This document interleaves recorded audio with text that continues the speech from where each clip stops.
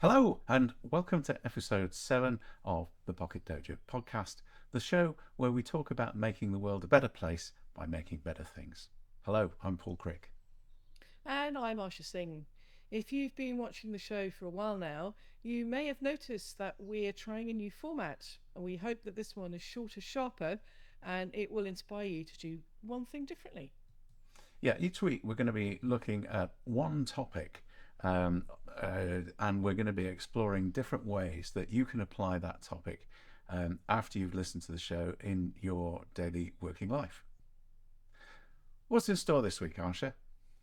Today, we're going to be looking at some areas of regenerative practice, not the kind that most of us might think of if we think about regeneration, things like planting new trees or rewilding an area. Instead, we're going to be talking about ways to look at our teams and organisations that can ensure everyone has a chance to flourish. That sounds great, and it's so important today. Let's dive in.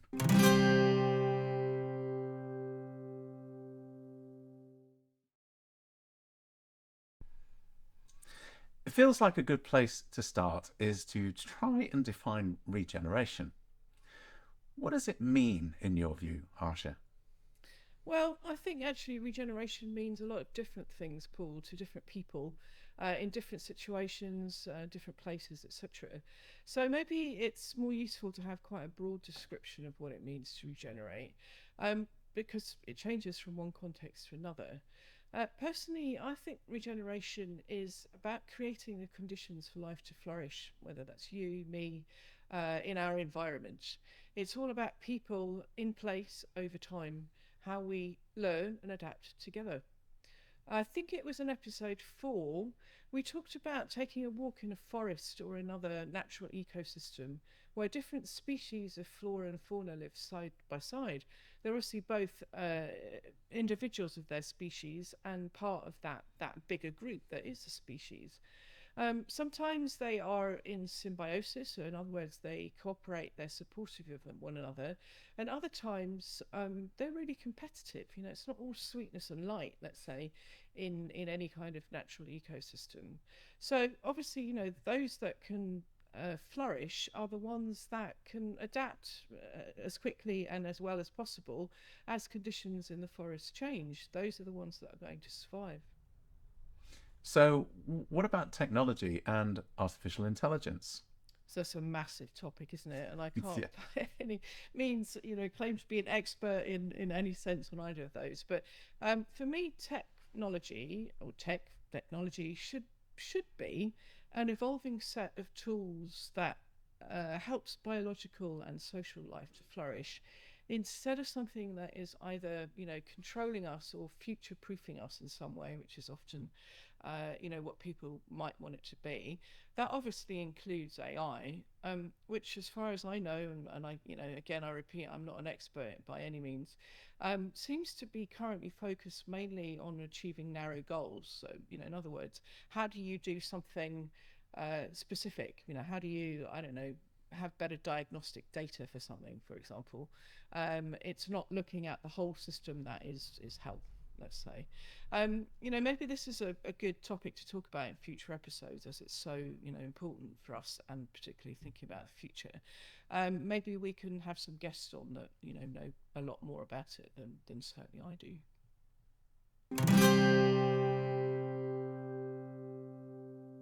So, what about regenerative practice? What kinds of things should we be thinking about? I think there are several broad areas even of practice that can be really useful to consider. Firstly, perhaps the most essential is that we nurture our relationships. Even if we prefer to be alone or live alone or work alone, whatever, we obviously don't exist in a vacuum. We have relationships with each other and all the different contexts that we move through. And going back to that, the example, of the forest, the natural ecosystem that we talked about in episode 4, as we move through different contexts, they shape us, and we shape them rather. Um, you know, we arrive in the present moment as the fruit of all of our experience and everything that's happened to us to date. And we're all different. We're not the same or one, as we often hear is the case today.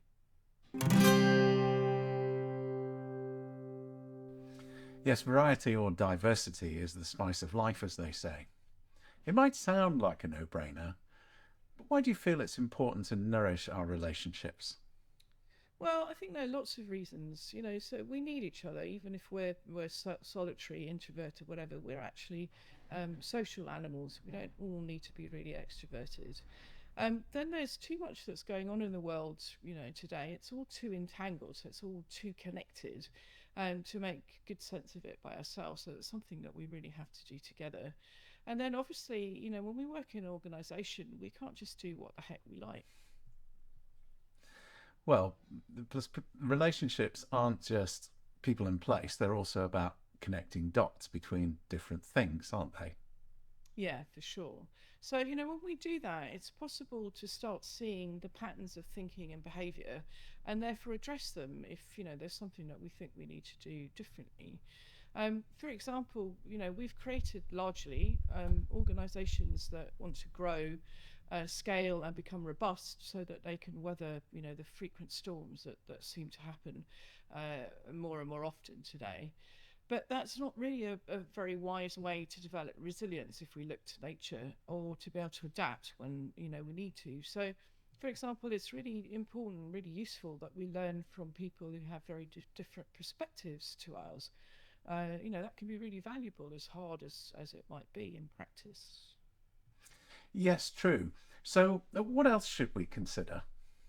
So, as we surface those patterns of thinking and behavior, those patterns that connect us, I think it's really important that we tell the truth about what we see, not what people want to hear, and that we make it the norm, make it the usual kind of practice to do so. So, we we seem to still have quite a lot of illusions about how nature works, so that, for example, we still believe we can have unlimited economic growth on a planet where what we use to fuel that growth, so the natural resources that we use, whether they're fossil fuels or materials that we use to make, all kinds of stuff, all of those resources are finite, and we're well aware that we're using them up at a much quicker pace than they can, renew themselves. And then, something quite different, but cancel culture isn't the answer either. So, just get rid of everything that's destroying the planet, or we don't like in our history, or people that don't agree with us, so that we can feel better about the world that we live in. To my mind, at least, and, I'm sure not just mine, but that feels like a really big projection of fear. And about the uncertainty of the future, which is understandable but not particularly helpful. And a lot of people also feeling really guilty about the present. They look around them and don't like what they see, and the part that's perhaps more difficult and most important that we address, kind of bring to the surface and do something about, is shame about the past.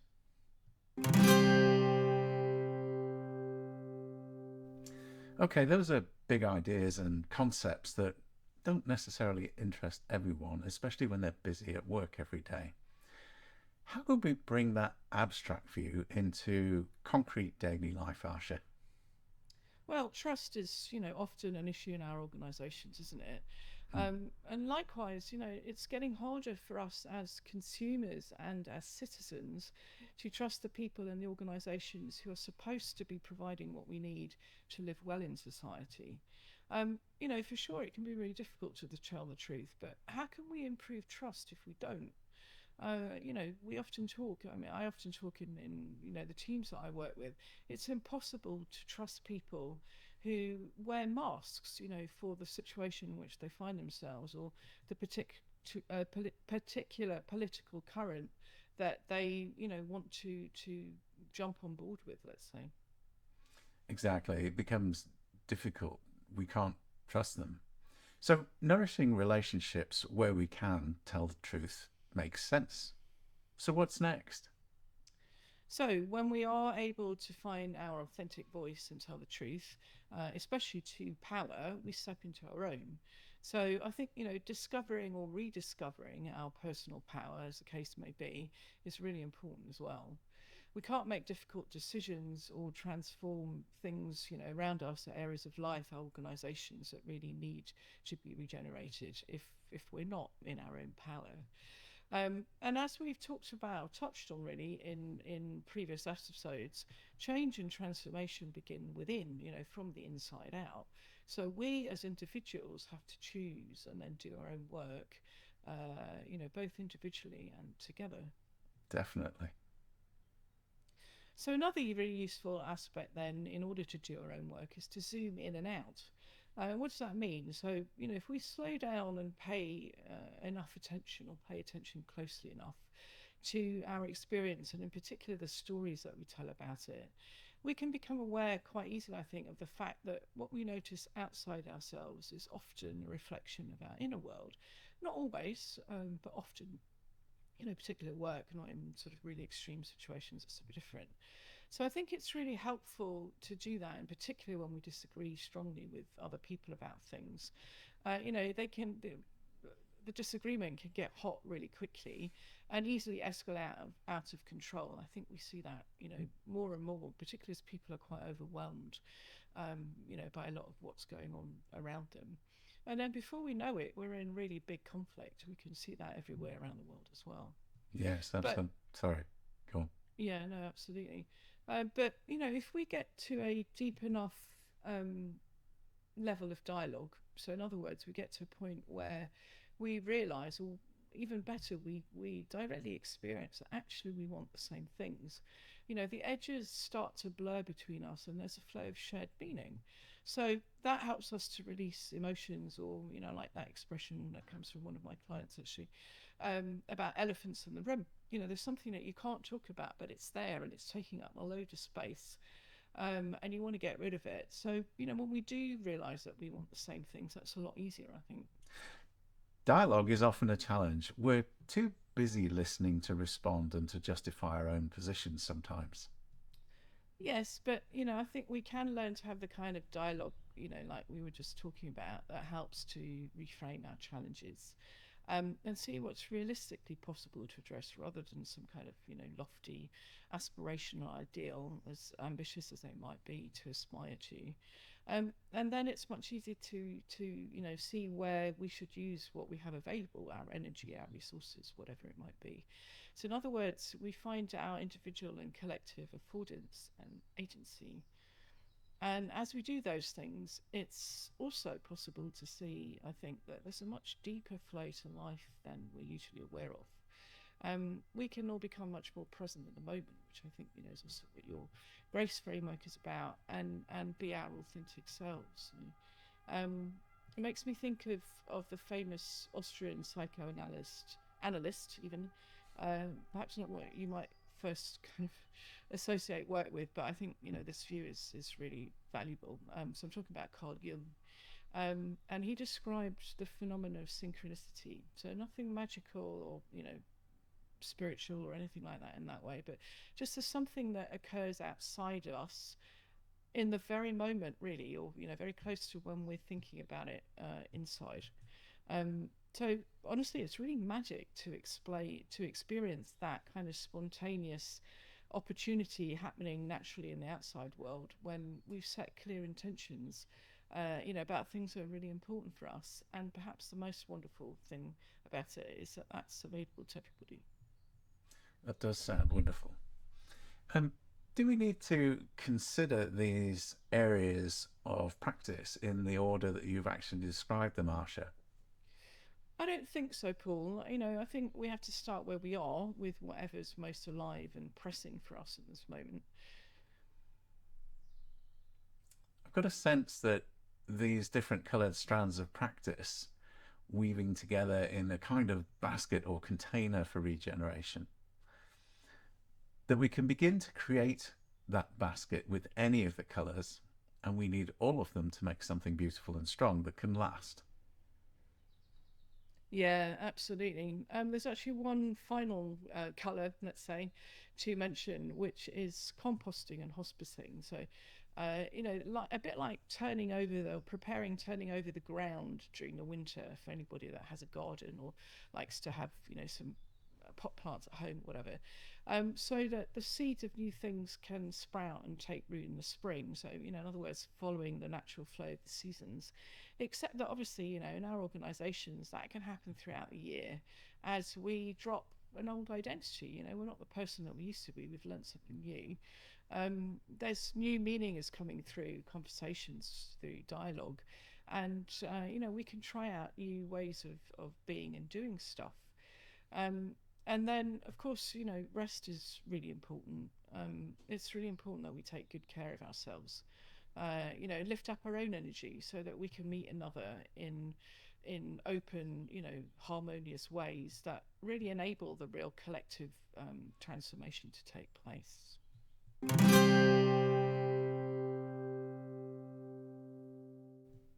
So, what regenerative stories can you share from your own work, Arsha? Well, last year I worked with a large team in a mature industrial organisation. Just a little bit of kind of context. That organisation, I think, like many others, had decided to reduce number of staff during the pandemic, and they decided that it was really important that they kept quite a lot of their technical knowledge, so that they could restart, let's say, when things change, when the pandemic was going to be over. And so they kept a lot of older staff, older employees, who'd been in the business for a long time and then could easily, pick that up when conditions changed. And when they did change, they also hired a lot of much younger, far more digitally savvy, people who had quite different values and priorities to the existing workforce. So that was sort of in the background. And then a few years ago, this team had experienced an incident which was not resolved through confidential HR practice, etc. And was still having an effect, even though the fact that some of the people that had directly been involved had actually left the organisation. There was a lot of unwellness actually in the people that were, still there. It was quite a tricky situation. So the people that had been directly involved, there was stress, there was real stress and unwellness, etc. And as I say, some of them had already left. So that was sort of one part of the team that I encountered when I started to work with them. Then there were, some other colleagues who were not directly involved, but had been around long enough. Maybe they hadn't been there for 20 odd years, but they'd been around long enough to be still impacted, let's say, because there was lots of tension and stress and whatever. But they were not directly involved and they didn't necessarily know exactly what had happened. And then there was, the larger part of the team were new, like I just described, and actually had, little to no idea about what was going on in the organisation. So this kind of explosive mix of different experiences of ultimately the same, kind of situation, etc., in daily life. And they couldn't talk about it because it was, in a confidential HR process, but it was threatening to escalate into industrial tribunal, which is why they wanted some help. So, we couldn't address the situation head on. I knew it was really important that they, could renew their trust. So the relationships, like we said, really at the heart of everything that they needed to do. They also needed to some of them needed to step into their, own power and tell the truth about certain things, while all of this was protected by this HR process, which I was also going to respect for sure. So we decided not to we couldn't address the situation head on. And when we were co-designing or preparing, the 2-day, I think it was, workshop that we were going to do, we decided to begin really with some activities where they could just deepen their connection and relax and, have a bit of fun together and, start to develop trust, right? But obviously, inevitably, things started to come out, and they came out quite hotly. So not, details of the incident itself. Everybody was respectful about that, but their frustrations, their emotions, basically what they were describing as the elephant in the room, all that stuff that they couldn't talk about. So we arrived at a point, honestly, Paul, in the workshop when it was just time to have a conversation about safety. So not safety, that was the issue that had happened before, but psychological safety. So in other words, how people could feel safe enough and confident enough in this group of people to talk about what they were really feeling, especially those that had been directly involved, and it got really quite nasty. Um, and it was an amazing conversation. It's that kind of thing doesn't happen that often, so at least not for me. Um, you know, quite strong and difficult emotions were released, and we're talking about like industrial guys, rolling up their sleeves and all that kind of stuff. But it was really powerful for them actually. So emotions came out there. People started to really understand different points of view and perspectives and stuff, which was so key. And they really let, I think you just described about releasing the elephant in the room. They really let this poor elephant go back to the savannah where it had come from. And it was great actually to have that kind of conversation, and they found it really valuable in particular.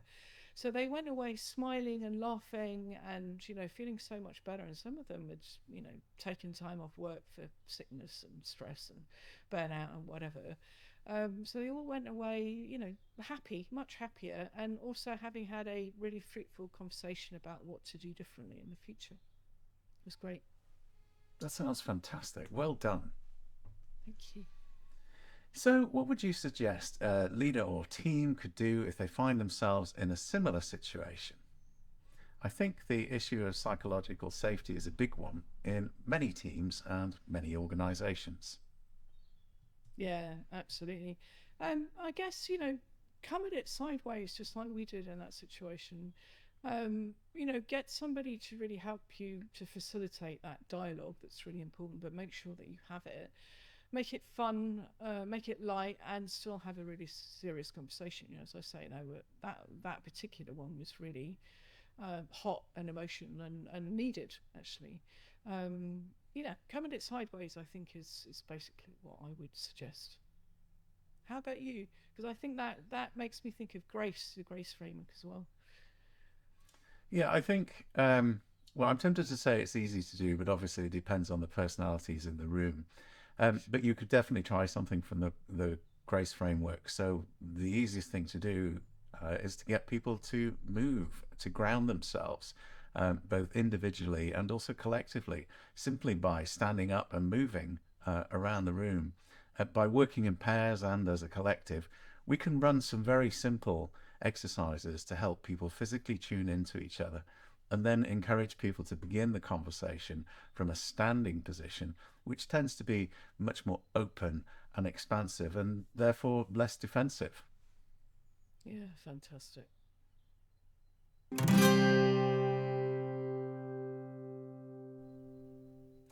So, today we've introduced some important areas of regenerative practice that we'll look at in much more detail in future episodes. As always, you can read more about these topics in our posts on Substack. You can find Paul's at the Pocket Dojo and mine at Learning Through Doing. Join us again in 2 weeks' time for episode 8, when we're going to start talking about team development as a practice. You can watch the Pocket Dojo podcast on all your favourite channels and follow us on LinkedIn, Facebook, and Instagram. See you soon. Bye for now.